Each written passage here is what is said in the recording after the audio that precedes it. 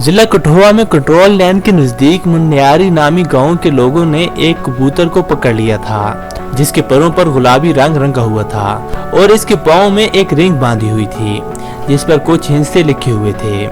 जो ही पुलिस ने कबूतर को तहकीकात के लिए अपने कब्जे में लिया तो फौरन भारतीय मीडिया के एक बड़े हिस्से ने यह खबर चलाना शुरू कर दी थी कि पाकिस्तान ने जिस कबूतर को जासूसी के लिए भेजा था वो पकड़ा गया है। ताहम कबूतर को 4 दिनों तक एक पिंजरे में बंद रखने के बाद ये कहते हुए रहा कर दिया गया कि जब कबूतर में कुछ भी मशकूक नजर नहीं आया तो उसे रहा कर दिया।